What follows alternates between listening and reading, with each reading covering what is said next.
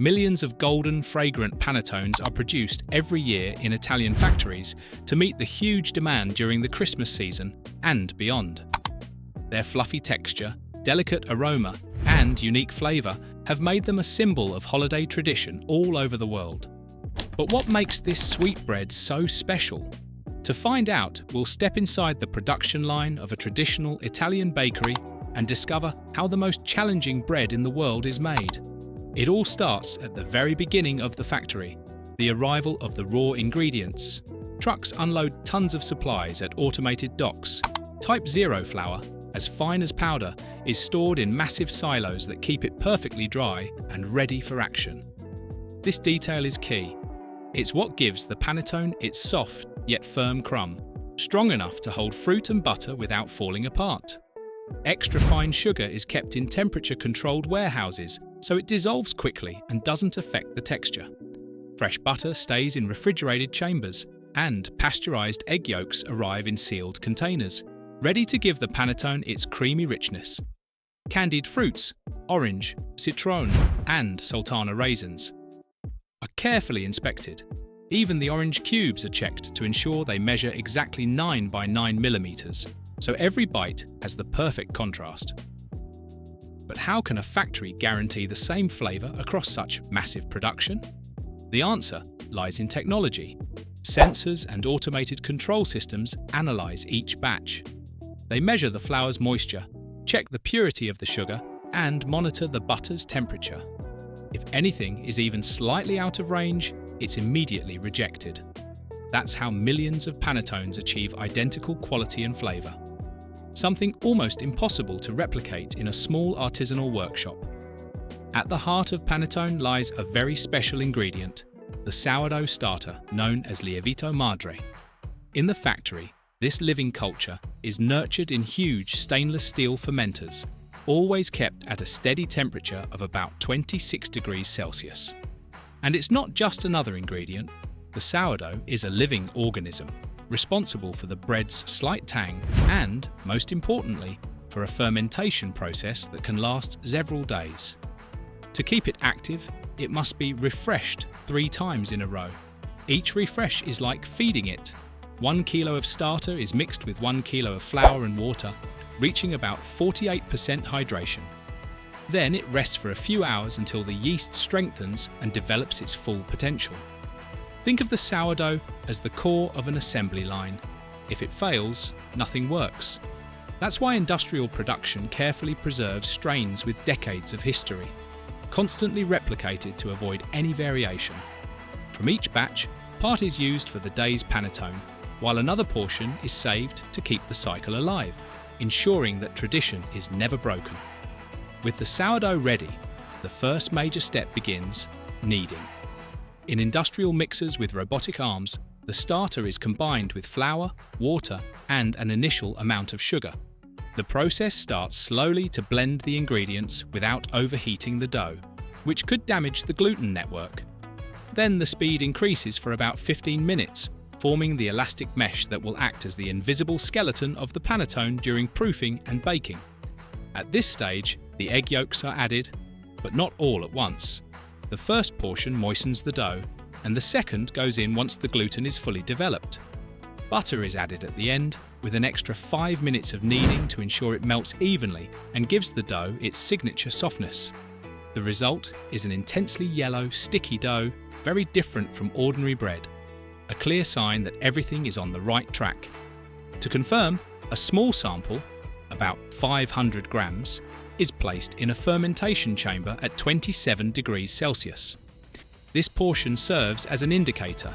When it triples in size, after roughly 12 hours, the main dough is ready to move forward. Meanwhile, the mixture rests in large, climate-controlled rooms, always covered to prevent oxidation or crust formation. In the factory, these rooms can hold tons of dough, with ventilation systems carefully maintaining temperature and humidity at every stage. The next day, the magic of fermentation is already visible. What was once a dense dough is now full of air, light and fluffy. It's moved to large double-arm mixers to begin the second phase. More flour is added, and the machine works for about 15 minutes. First gently, just 2 minutes, then with strength for 13, reinforcing the gluten network that will form the backbone of the panettone. Meanwhile, in separate stations, the aromas are prepared. Vanilla pods are split open and scraped to infuse sugar with their essence. Honey is gently warmed to make it flow, and a paste of candied orange is blended to add a citrus note. These flavors are incorporated gradually. First, the extra fine sugar, then the vanilla, honey, and orange. The steady, rhythmic sound of the mixer marks the progress. If it hits firmly, it's a sign the dough is absorbing everything as it should. Before moving on, the gluten network is checked, either by the hands of an expert or with precision sensors. It must be elastic, firm, yet not overly sticky. Once validated, salt is added, not only to reinforce the structure, but also to enhance the flavor. Then come the egg yolks, slowly poured in to achieve a stable, creamy mixture. If added all at once, the dough could split, so patience is key. With the base complete, the ingredients that define the panettone's personality arrive. Candied fruits, orange cubes with a firm texture and juicy center, sultana raisins that bring natural sweetness with caramel notes, and citron offering an aromatic, fresh, slightly bitter touch. These are folded in carefully, at low speed, so they're evenly distributed without damaging the delicate dough. The finished mixture rests for about 20 minutes at room temperature on conveyor belts, just enough time to relax before being divided. Robots take over here, cutting each portion with mathematical precision. For a 1 kilo panettone, the initial piece weighs about 1,100 grams, anticipating the loss of moisture during baking. Such accuracy is essential when producing millions of units, all with the same standard. The next step is shaping the dough in a process known as perlatura. Rotating machines perform this in 2 stages.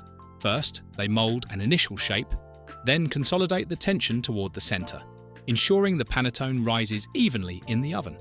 It's like tightening a string. The dough gains internal strength that prevents collapse during baking. The shaped portions are placed into paper molds called pirottini. Introduced in the 1950s, these molds revolutionized production by allowing panettones to be baked en masse without removing them from their container. Once set, the molds travel along conveyor belts to fermentation chambers, where they rest for 6 hours at about 30 degrees Celsius with controlled humidity.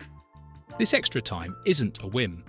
It's what allows the flavors to blend and the yeast to produce natural gases, creating the signature light, airy texture without any artificial additives. After proofing, the dough rests for 10 minutes in open air, forming a thin skin on the surface that makes scoring easier. Then automated systems make the classic crosscut, known as scarpatura, and place a small knob of butter in the center. This detail helps the surface open evenly during baking, forming the panettone's recognizable dome. Baking takes place in giant industrial ovens, often several stories high, at around 180 degrees Celsius. A 1 kilo panettone spends about an hour inside. These ovens act like towering cathedrals of metal, where heat circulates precisely. Lower zones prevent larger loaves from browning too quickly. Meanwhile, sensors monitor the dough's internal temperature, which must reach 95 degrees to ensure it's perfectly baked. As this happens, gases and steam expand the crumb, while the exterior develops its appetizing golden crust. But it's still not finished. Fresh out of the oven, the panettones are hung upside down on mechanical racks for at least 8 hours. This prevents the rich, heavy dough from collapsing under its own weight and distributes moisture evenly inside. In industrial production, mobile grids hold thousands at once, cooling them gradually to preserve their freshness. Finally, it's time for packaging. Machines wrap the panettones in film or resealable bags, add labels with expiration dates, ingredients, and certifications. Before heading to market, each batch undergoes quality checks for texture, weight, and flavor, discarding any loaf that doesn't meet standards. Although modern variations like chocolate panettone exist, the classic version with candied fruit remains the undisputed king of production. While the tradition of panettone continues to captivate taste buds worldwide, another sweet industry also moves on a massive scale. Enormous quantities of creamy, chocolate-coated ice creams are produced every year in factories across the globe to meet the growing demand. But what makes industrial ice cream so irresistible? To find out, we'll step inside the production line of one of the world's largest ice cream factories. It all starts with the arrival of ingredients. Each week, tanker trucks unload thousands of litres of fresh milk, cream and sugar syrups into giant storage tanks. These tanks, kept refrigerated at around 4 degrees Celsius, ensure the dairy stays in perfect condition. There's no room for error here. Even the slightest variation in the quality of the milk or cream could alter the texture and flavour of millions of ice creams. That's why, from the very first moment, automatic sensors check key data, such as the fat content of the milk, which must usually be between 3 and 4% in standard bases. Once the raw materials are secured, the dry ingredients come into play. Granulated sugar, stabilizers like guar gum or carrageenan, and emulsifiers such as lecithin are weighed to the gram on digital scales. They're then blended in a pre-mixer to prevent lumps that could ruin the final texture. When everything dry is properly combined, liquids are added.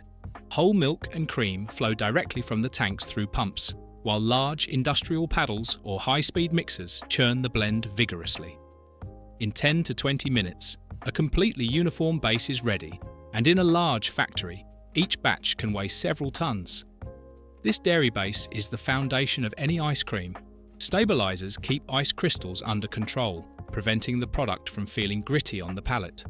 Emulsifiers, on the other hand, act as mediators, making water and fat, which naturally repel each other, work together to create a smooth, creamy texture. Everything is managed with digital precision. Computers adjust the mixing speed, which can reach up to 500 revolutions per minute, and record parameters like flow and viscosity, keeping a detailed history of each batch. At this stage, flavors and colorings are also added according to the type of ice cream. For example, natural or synthetic vanilla extract is measured precisely, so every batch tastes exactly the same as the last. Finally, pH tests confirm everything is balanced before moving to the next step. Have you ever wondered how a seemingly simple liquid turns into creamy ice cream? The answer lies in heat and cold. The uniform base travels through pipes to the pasteurizer, where it's heated to between 80 and 85 degrees Celsius for just a few seconds, usually 15 to 30. This step kills bacteria like Salmonella or Listeria, ensuring the product is safe for millions of people. But it's not just about hygiene. That quick burst of heat also helps integrate flavors, modifies milk proteins, and activates stabilizers, creating a much more stable texture. In a factory, this process is continuous. The mixture circulates through heat exchangers, steel plates or tubes, capable of handling up to 10,000 litres per hour. Everything is monitored by digital sensors that track temperature in real time. If there's even a 1 degree deviation, the system automatically stops to correct it. This prevents issues that, on an industrial scale, could mean huge losses or product recalls. After heating, the mix is partially cooled to minimize contamination risks and prepare for the next step. That step is homogenization. While the mixture is still warm, extremely high pressure, up to 200 bar, is applied to break the fat globules into microscopic particles between 0.5 and 2 microns. Why is this so important? If those particles are too large, the ice cream will feel gritty. If they're too small, it could become gummy. Homogenization seeks the perfect balance to achieve the creaminess everyone associates with quality ice cream. In the most advanced industrial lines, pistons or valves process tons of mixture every hour. Samples are then analysed under microscopes or even with lasers to confirm particle size. Think of it like a perfectly made vinaigrette. Oil and vinegar stay together in a stable emulsion. The same thing happens here. Fat and water stay bonded, resisting even freezing without separating. This step also helps extend the ice cream's shelf life, as it reduces moisture migration that could cause freezer burn over time. As always, strict controls ensure every unit that reaches consumers offers the same quality. After homogenization, the mixture enters a crucial phase: rapid cooling and aging. First, the temperature drops instantly to around 4 degrees Celsius thanks to plate heat exchangers. This happens within seconds and keeps the mix out of the dangerous risk zone between 40 and 60 degrees, where bacteria multiply easily. Sudden cooling also preserves natural enzymes that enhance flavour and prepares the base for resting. Aging means leaving the mixture in refrigerated tanks for several hours, or up to 48 in premium production. During this time, stabilizers absorb water and form tiny gelatinous networks that will later trap ice crystals. At the same time, flavors intensify. Vanilla becomes deeper, chocolate rounder. Everything unfolds slowly, at a molecular level. In large factories, these tanks can hold up to 20,000 litres each. They're equipped with gentle agitators designed to keep the mixture uniform without introducing air yet. Specialised sensors constantly measure viscosity. As it increases, it signals that the base is reaching the perfect point. Before moving on to freezing, strict quality checks are performed. Technicians taste the mix, and laboratory tests confirm total solids, fat levels, and pH stability. Only if all parameters meet the standard does the batch proceed to the next phase. Skipping this step would result in ice cream that's far less creamy, with muted flavours and larger ice crystals. In other words, a less appealing product with a shorter shelf life. Now we arrive at the stage where the transformation becomes visible: freezing and moulding. The aged mix is pumped into a continuous freezer, a refrigerated cylinder with internal scrapers that cool it to -5 degrees Celsius while churning, incorporating air.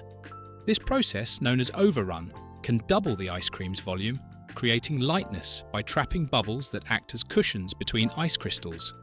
The texture depends on precision. Too much air and the ice cream turns fluffy like meringue. Too little and it becomes dense and heavy. Sensors adjust temperature and churning speed, up to 200 revolutions per minute, in real time based on the mixture's viscosity. When the mix reaches a semi-frozen state, with about 50% of the water turned to ice, it's extruded into stainless steel or silicone molds, designed for stick ice creams. Here, inclusions such as fruit chunks, nuts, or swirls of sauce are added through synchronized injectors, ensuring an even distribution without interrupting the flow. Dosing valves control the exact volume of each unit, usually between 80 and 100 milliliters, guaranteeing consistent weight across all ice creams. Next comes stick insertion. On high-speed production lines, automatic machines insert thousands of sticks per minute, perfectly centered to keep them steady while eating. The sticks, made of sustainable wood or recyclable plastic, are fed through vibrating loaders. Then, the molds are dipped into refrigerant baths, such as brine at -40 degrees or liquid nitrogen, achieving almost instant freezing. This hardens the ice creams in minutes, minimizes the growth of ice crystals, and preserves their shape.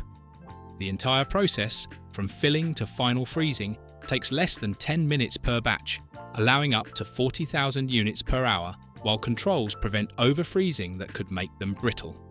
You can imagine it like lava cooling into porous volcanic rock. Rapid freezing creates tiny ice crystals, smaller than 50 microns, interlaced with fat and air, producing that smooth, creamy sensation on the palate. Samples are taken every half hour to check density, around 0.5 grams per cubic centimetre with overrun, and make adjustments if needed. After freezing comes demoulding. The moulds are briefly warmed with water at 40 degrees Celsius for a few seconds, allowing the ice creams to release without damage. Vibrators or suction systems extract them precisely, while cameras inspect their shape and appearance, discarding less than 1% for defects. Finally, the ice creams move along conveyors, avoiding contact and contamination. To ensure uniformity, computer vision systems check size, shape, and colour, automatically adjusting the line if any issue is detected. For premium ice creams, the coating stage comes next. Chocolate, or a blend of cocoa butter and vegetable fats, is kept liquid at around 35 degrees Celsius and poured over the ice creams. Upon contact with the cold, about -18 degrees, it solidifies quickly, creating a crisp shell. Toppings such as almonds or shredded coconut stick while the coating is still tacky, and then cooling tunnels set the layer within minutes. Packaging follows immediately. Each ice cream is wrapped in waxed paper or plastic film to protect it from moisture, light, and oxygen. Robotic arms group them into boxes, print dates, batch codes, and mandatory information, while metal detectors and X-ray scanners check for contaminants.